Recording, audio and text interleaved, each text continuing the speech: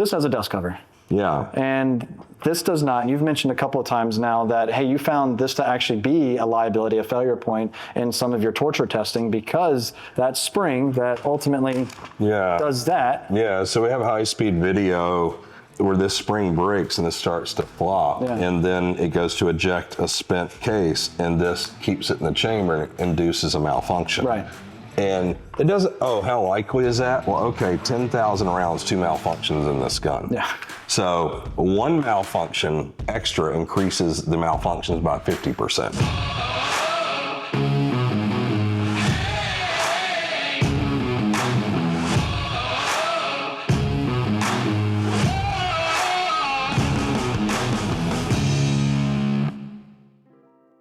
Welcome back, everybody. Clint today with Classic Firearms, and we are hanging out with Kevin from Q. Thanks again for having us, man.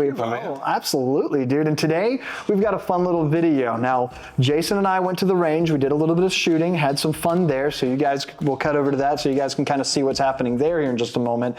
But ultimately, we kind of wanted to do a little bit of a controversial test.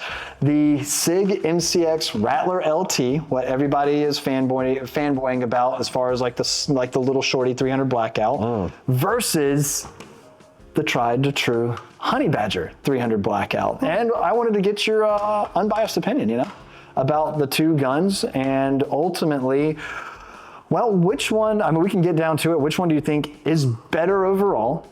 We can talk CQB, we can talk about overall reliability, long cleaning schedule, we can talk all about it, but let's just start with the basics from tip to butt and everywhere in between. Let's just go ahead and start off with barrel length. For the Honey Badger, we're sitting at 7 inches exactly. Right? 7-inch barrel, yeah. 7 inch, and then we've got 6 3/4, I think, so about a 1/4 inch difference. That's a 6 3/4? I believe so. Yeah, on the LTs they are. And so why 7 inches? Why was that the go-to barrel length? Well, originally the Navy, when we did 300 blackout, they wanted 9-inch barrels. They picked the length, and that had to do with the length of the silencers they had in inventory and to go into a rack and mobility. Got it. So we were originally at 1 7 twists. We went to 1 5 twists. We spun the bullet faster, so the bullet was more effective on target. It allowed us to shorten the barrel up. So going to 7 inches, we can get within 100 meters the same lethality as a 9-inch 1 7. Nice. So it wasn't much of a compromise, and we get better dispersion with a shorter barrel with faster twists with subsonic. Got it. So that's why we went there. 6 3/4, I call it same. Yeah. SIG uses the muzzle taper because Ethan and I did that there. It's the same as here. We did it on the original Honey Badger. This has a trash pan on it. It's a good can. The original LVAW cans from SIG were 1 3/4, tubeless design just like this because Ethan and I did them. Fair enough. We were not in charge of this project, but we worked on it. For this gun, the handguard, I don't like. Okay. The integral railed receiver where the whole upper receiver comes to here makes the gun heavy. You have the handguard is a U rather than a circle, and it dovetails in here, and you have these little screws. So if you bump this on a doorway, it's going to deflect. Not that big of a deal for a flashlight, but for a laser, it's a compromise. Right. If you want a full-length top rail, I believe it's not necessary in a gun this long, but if you did have a round handguard like the Honey Badger and a receiver that's separate, and then top it with a top rail that bridges the gap is the thing to do. Yeah. Your gun would be lighter, your handguard would be more rigid, and so would probably your rail at this position if you had a laser on it. Fair enough. It's easy to change the barrel in this. That's kind of cool, I guess. You have a short piston in here. Yeah. Gas system. It's cool. I like it. I don't know that it gives you any benefit. I think this gun's more reliable, and it was in the SOCOM testing. You have an adjustable gas block that's pretty cool, but you have these big cutouts in the handguard, so it makes the handguard weak. Weaker, right. Is it necessary? I don't know. I don't ever shoot without my silencer. So it's not necessary to me. It's not what I would choose. Ambi charging handle, that's cool. Same thing here. The real advantage to this is that you can fold the stock. Right. And then you have this stock on this one, so that's stupid. Like have a folding stock because you're having all the length that we have. I mean, right. Well, you have no advantage now. Right. This is a gun that's a 1.5 pounds lighter. You know, you've got a better hand guard. You've got a longer barrel. You have less felt recoil with this because of the operating system. Yeah, but Kevin, ambidextrous controls. I mean, I can release the bolt over here and lock the bolt, and I got a mag release over here. Mm-hmm. And you also have a failure point here and there, and more parts that can break and cause failure. I mean, it's cool if you're on Instagram or your Grand Thumb, but like in reality, it was a low visibility assault weapon. Right. And all the dudes, you know, 10% of people are left-handed. In those groups, 35% of the people are left-handed. Yeah. They all train these guns without ambi controls. Big Army, that's a cool thing around the world. All the tier 1 groups, nobody uses ambi. Fair enough. Selector, charging handle makes sense probably. The rest of this stuff, it's a liability. I understand the liability aspect. Me, look, personally, I am a fan of ambi controls. I like them and all that, but you are absolutely right, because some of these liabilities that you're talking about are really stupid things, like for instance, running around with the plate carrier, running around with the gear and all that type of stuff. You got this slung tight to your body. Let's say you got your mag here, but now all of a sudden the mag, and this mag catch, it's got a nice decent surface area and all that, which is great. Cage. Mag release, yeah. You know, but it's decent. It's super intuitive. I really like the ergonomics behind it, but also that makes it a little bit easier to accidentally get that, and then all of a sudden, concern for me, like this side of the gun, because I'm left-handed, but I've learned to shoot right-hand, so I only shoot right-hand. Oh, interesting. Okay. But I sling a gun like this. I want this side of the gun clean. Yeah, sure. Because that stuff happens. That would drop a magazine. That's a much bigger liability than not being able to get to that mag release so quickly. Yeah. So I just disagree with that. Sure.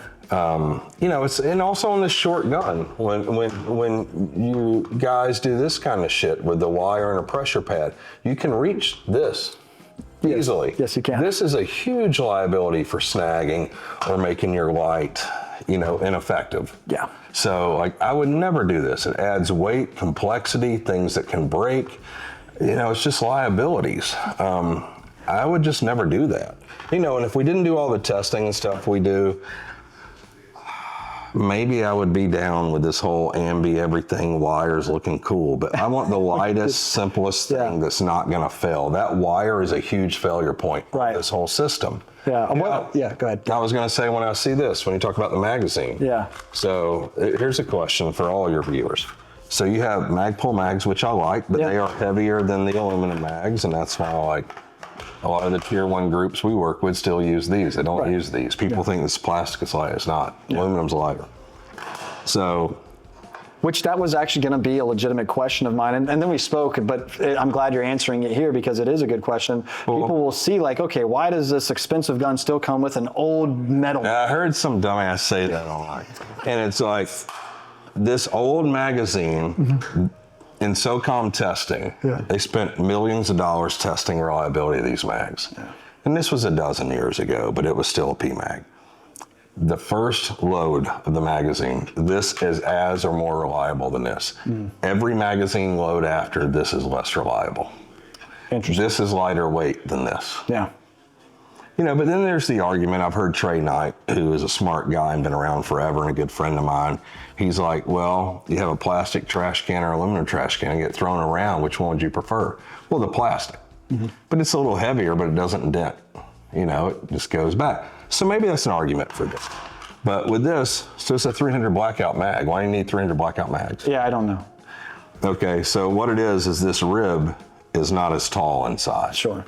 And that's only if you're running 300 blackout with 308 bullets. That's effectively 300 whisper. Yeah.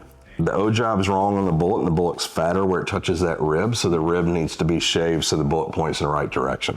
When we created 300 blackout from 300 whisper, the bullets are longer and slender, so they work with 5.56 magazines. You never need 300 blackout magazines, and a lot of people don't know that, but that's why these exist. Yeah, that is funny, because The only reason I think too that 300 blackout mags are something that I like is because I only keep 300 blackout in there, and then it's just and I got a few of both, so it's like, okay, all right, it's a safety thing. And the other thing I also do is just I use a piece of blue tape, or I actually use the dot matrix and put what it is. But here's the real safety concern. So some people, and Knight's Armament was one of these originally before they were doing 300 blackout. We'll never do 300 blackout because you can put a 300 blackout in a 5.56 at chamber and detonate. Yeah. No, 300 Whisper can do that, because they use 308 bullets that are fat and short. So you can push them into the cartridge to where they're short enough, you can still ignite it. 300 blackout bullets are long enough to where you cannot do that. Yeah, interesting. So it is safer. So are you shooting 300 blackout? Like Hornady loads 300 blackout with 308 bullets in it. That's 300 Whisper. Right. So that's bullshit. They shouldn't market 300 blackout because it's not. Interesting. So, a lot of the Remington ammo, because that's where Ethan and I were when we developed 300 blackout, it's correct. Yeah. Like the 220s and the 125 grain Sierra Match bullets for supersonic, those are 300 blackout. Yeah. The Hornady 110 stuff, that's all short 308 bullet where you can get the situation you're talking about. Interesting. The more you know. And by the way, I didn't plan on this becoming a bust your build episode for Kaya's Spear LT here, but it is what it is. So with that though, we obviously one of the biggest differences between shooting these, which let's actually cut over that footage just real quick, where Jason and I shoot both of these, and we give kind of our individual feedback on that. All right, so we're just going to run a couple of rounds here, get that felt recoil and overall shooter's experience with both of them running Trash Pandas.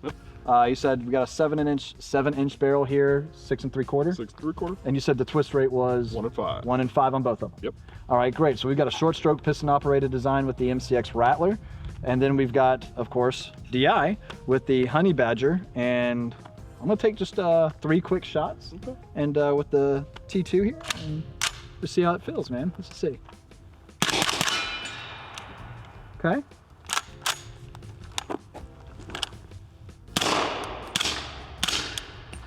Did you notice? What was that? Did you notice? It just hit your finger. What did you notice? Was that? What did that do? Why did I think, yeah, because I put my big hand there in the way. No, so I have a question about dust covers.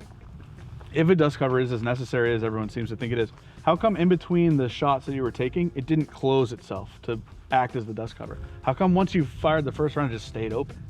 I thought it was necessary for function. I mean, he could, just each time. That's true. Yeah. It's a good idea. I'm just curious. You don't have to answer that. And I know that's not necessarily your opinion, but I was just curious. All right. So I will say this. Both of these are cold. Yep. First round pop, it wasn't really that noticeable. We were doing quick succession of fire. Overall, and again, these are just 3 quick shots. And as far as what you guys witnessed, the gas between the two. Obviously, I noticed some gas due to the inherent DI design coming out of the bolt carrier, but it also wasn't gassing me out. I'm not blinded. I'm not coughing over here. How about you on this gun? Nothing. Okay. Nothing. All right, I'm just going to finish I this. also don't cry about gas to the face. That's what happens when you suppress things. But I mean, it is what it is. Tears of freedom, right? Right?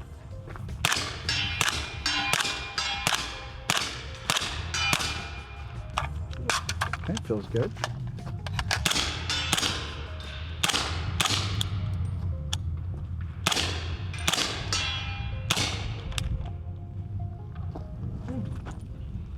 I inserted a fresh mag. oh, thank you. Yeah, you're welcome. You have one for me? But I don't. God. Be right back. I'm sorry. While you're at it.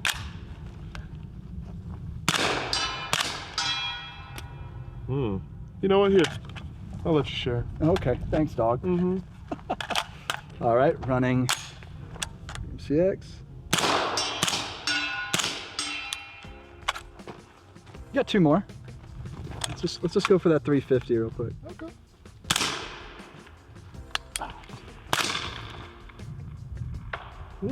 You're close. Oh, last one. Oh, the turn and look. I feel like Kobe some days. Just. All right. Obviously, we've got a light, which is the only thing that's added to this system over that one, right? And yeah, the first thing you notice as soon as I grabbed that, I was like, this thing is heavy, right? It's a little chonker. It is a little chunker, but I will say this, as far as shooting experience goes, it feels good, right? You would think that I would notice a little bit different recoil between the two. I would expect this one to be a little bit lighter since it is heavier. Honestly, I didn't notice any difference. To be honest with you, this one shot softer than that. Really? Yeah. Oh, I have to. There's no added mass, I feel, up top. And so it's just a repeatable thing. It just, that's it. With that, you can feel it almost a little bit. That's just me. You know, your mileage may vary. Right. I work out, so I don't know what to tell you. There's that. Like, I honestly didn't notice much of a difference, but like I said, I would expect it something a little bit more, I guess. You know, more as in less recoil in this case. But overall, I mean, both of them I think shoot great. I honestly really like both platforms. But at the end of the day, if I'm going to be, you know, I don't know, running around, weight is a big concern, right? And like Jay was saying, the LT, I get that it's a lighter than the actual SIG Spear, things like that. Obviously, this is a different design, completely being the Rattler LT. But overall, you know, the Honey Badger, again, one thing I didn't understand until we came out here and actually got an in-depth look into what is Q. I honestly thought it was overrated. I was like, you know, it's a 300 blackout AR. Why does it cost them as much as it does? And then you actually hold it, you shoot it, you run the drills, you actually come here and you see the dedication, you see the R&D, the research and development that it goes to making quality is like, oh my God, I totally get it. You can't, I'm sorry, I can't build an Aero Precision 300 blackout like this. Like, it's not gonna happen. There's a reason why everybody can't afford Ferrari. I get you. So continuing on with our overall thought process, let's talk about the controls on the guns. Yep. So Q is actually making their own trigger now, right, Jay? Correct. And feeling that is an awesome trigger. Yeah, it is. Can you actually speak on that really quick? Yeah, absolutely. So we call this trigger literally the best trigger ever made. We have a whole launch video on that if you're interested in watching me play actor. So during the pandemic and even after that, it was hard for us to get mil-spec triggers or even the geysers that we were getting. Hard for us to source them. There were some things that we didn't like about them. So we said, we'll just make our own. So it's a cassette style trigger. It's a 2-stage trigger as well. It's called literally the best trigger ever made. We did that so that if you're gonna write a bad review on it, you still gotta call it literally the best trigger ever made. So the 2-stage, before we brought it to market, we had an international contract on it. We brought it, it will drop into any AR M4 platform. It actually will or should fit into that SIG. Yeah, so as long as you have that standard AR M4 platform lower, you can drop this right in. We have a select fire variant, but not for you. Yeah, it's super good. It takes a second if you're used to a Geisley or ALG or even a Trigger Tech, something like that, or Timney.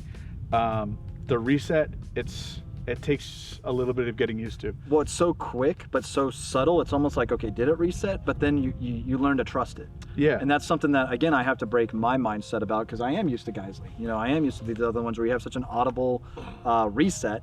I was about to say forced reset, but careful. No, agent. But you feel that, but it's definitely more forceful in this case. You know what I mean? Because this one's so subtle, it's calm. A lot of people will switch to this, and the first time they go shoot it, they're like, I don't really get it.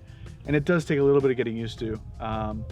It's super subtle. It's shorter than you expect. When we are at events or when we have guys come out and shoot our guns, we tell them, hey, feel the trigger, dry fire, feel the reset.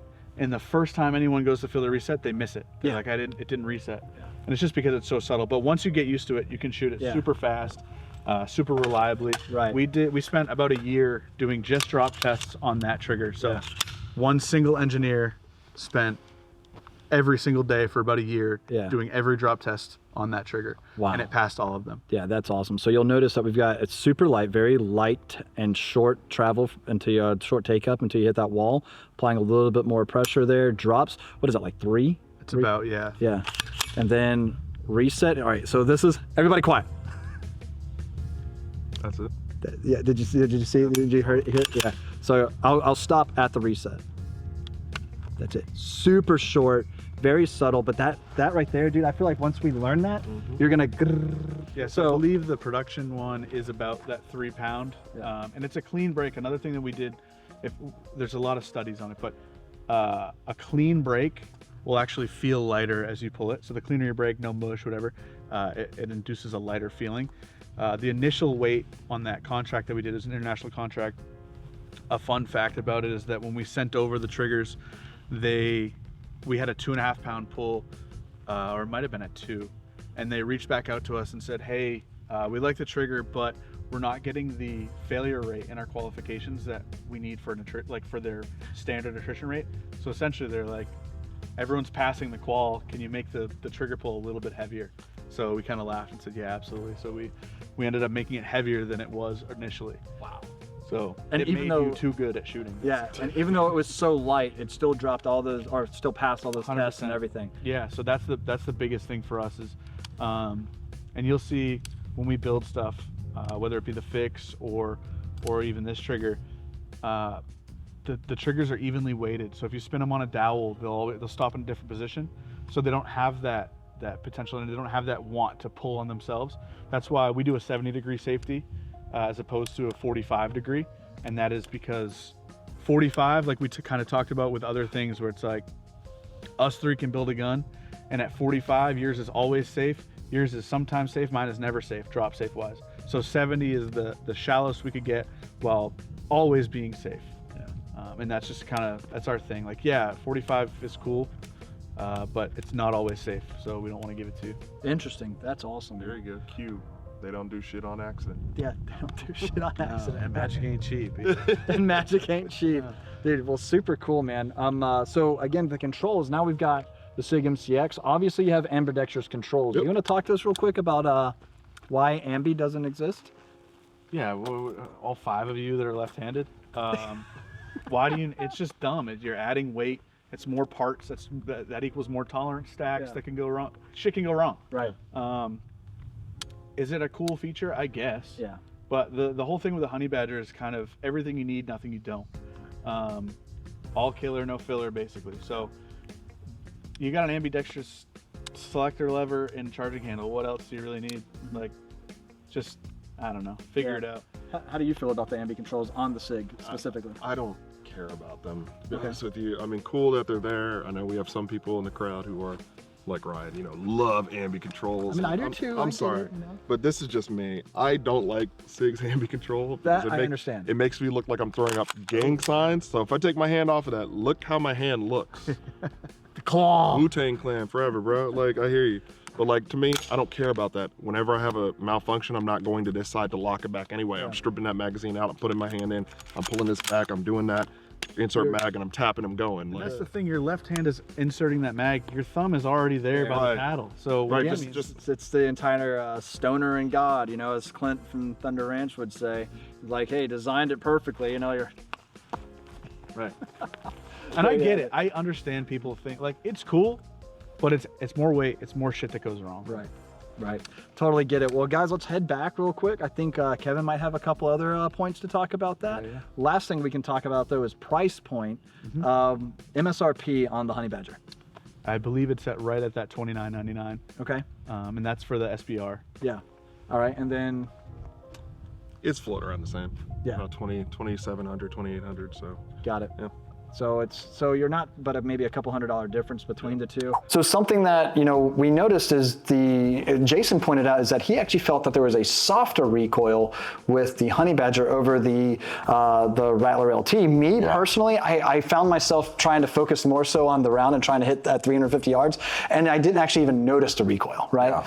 And on either one of the guns, which honestly actually catches me by surprise, because I would think with the several added pounds of weight on this gun, it would have been significantly less because of the weight. Well, I would say if these guns weighed the same, you would have noticed. Sure. But I'm not going to dog that. Like, I actually love the MCX. Yeah. I'm not going to dog it for the recoil, but whenever you end the travel here rather than here, you're going to have more recoil for the same cartridge and the same moving mass. It's just the way it is. This has tiny little springs on it. We have one large diameter spring on this. The ARs shoot great for a reason. Like the HKG-36 is a wonderful gun. It's a HK version of the AR-18. Yeah. It's a great gun. When you shoot it next to an AR, you don't like it that much. The trigger sucks, and then the recoil impulse the recoil impulse is much shorter because you have a small diameter spring and less travel. Yep. Because you have a folding stock. So we have a stock on this, you got a brace on there. Right. They make stocks in, this configuration as well, which what would you call that? Like an A3? Because that's what it would be on the MP5. Yeah, yes, very similar, right. But you have so much length here. Right. With the folding stock, you're only adding a 1/2 inch to it. Right. So it's much lighter weight. It would be much smaller. And I don't know if they have folding braces or not. They do. Okay. Yeah, they exist. So this would be my last choice. These steel rods, adding all that weight to the guns are ridiculous. Right. I get it. I totally do. I think it's the cool factor of it, traveling, right? That entire dual rod Well, thing. people like that, but you think, okay, that stock goes to where you need it. Yeah. And so why don't you put 2 positions in it? Well, then you would have to go to here, it would lock, then you go there again and it locks. Yeah. Like the idea of this is low visibility, be able to deploy it and shoot it quickly. Right. That's the entire point, is to get in the action fast. Yeah, so we do the Noveske braces and stocks like this, but they want the second position. Right. Like our customer for this gun originally, that's not what they wanted. They wanted to deploy the stock and shoot quickly. Right.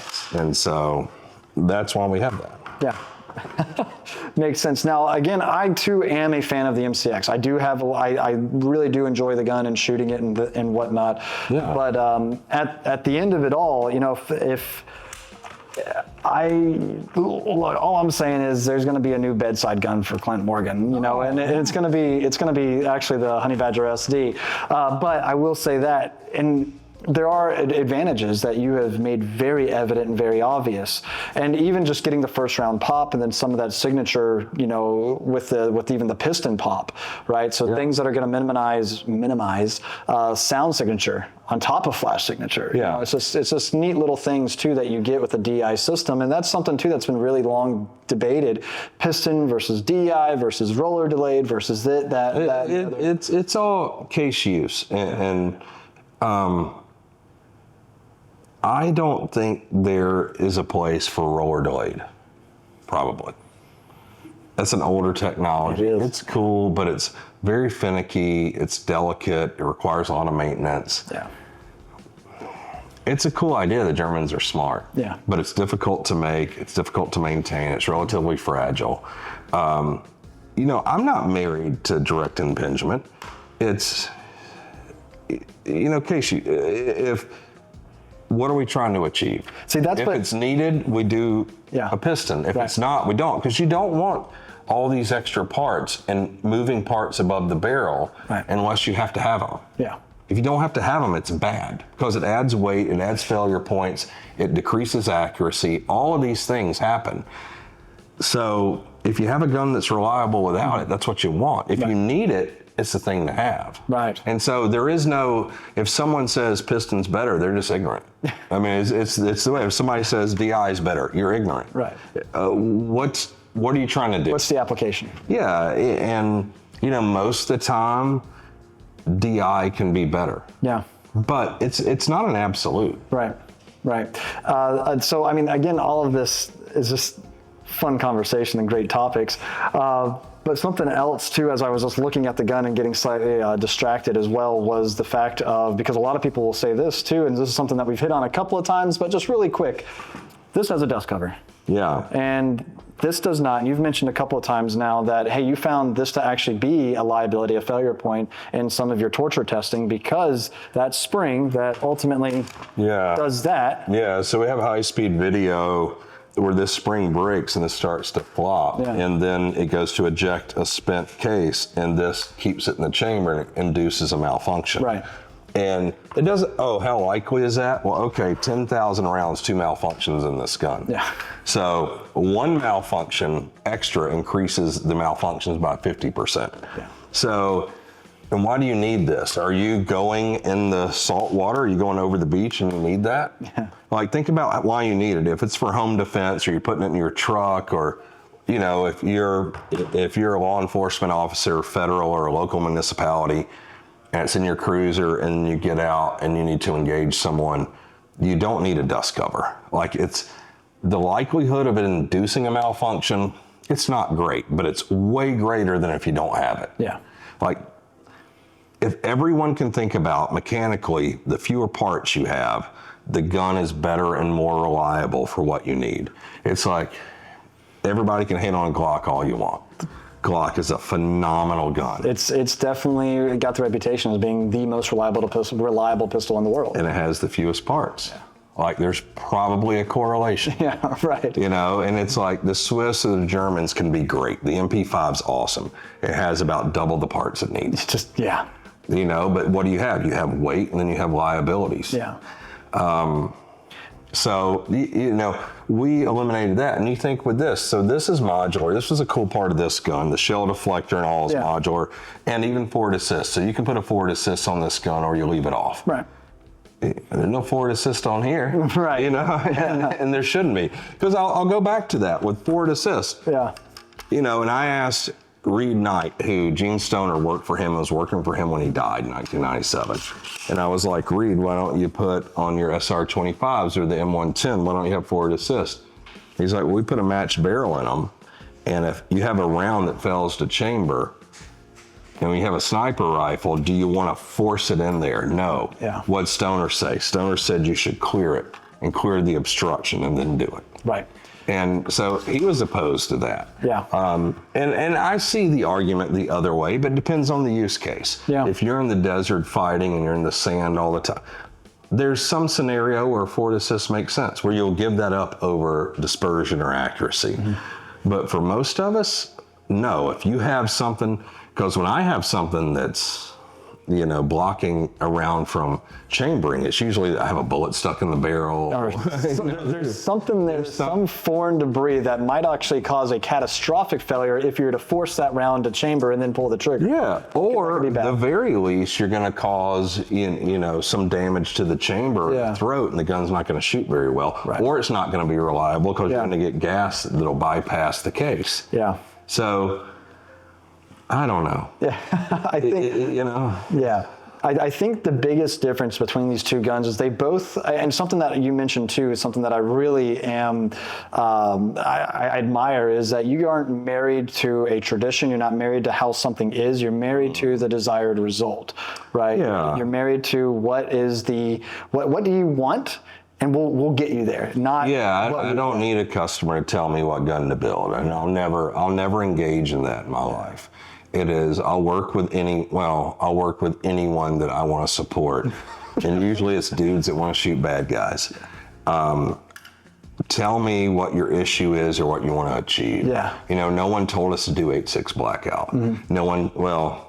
Someone asked us about 300 blackout. No one told me to do the honey badger. Yeah. Like they wrote a requirement around the gun that I took to them after they told me what they needed. Yeah.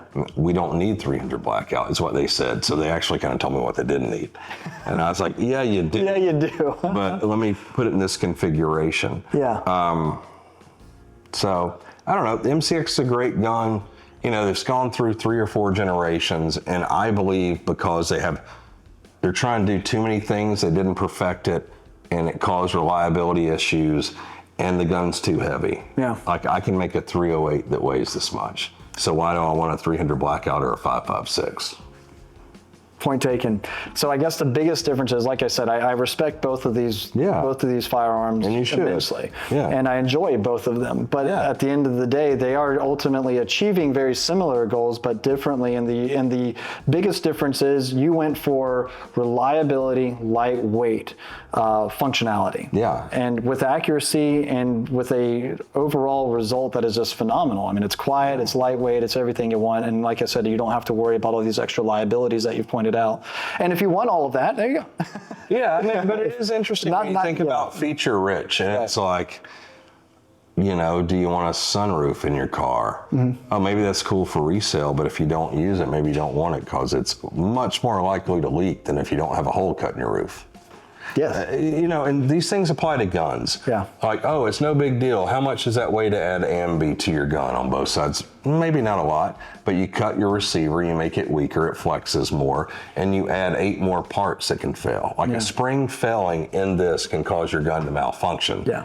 So do I want that? No, I don't care if I can lock the bolt open on this side. Interesting. Don't care at all. Yeah, and most of the guys too that have been trained on what this is modeled after know the manual of arms and know how to clear a malfunction quite simply with choop, choop. Yeah. Right, instead of doing all that. So it makes a lot of sense. So, hey, there you guys have it. Let us know, comment down below what you guys think, MCX versus Honey Badger. Which one would you prefer? But also, in what application would you think one has an advantage over the other? I think that's really a good question.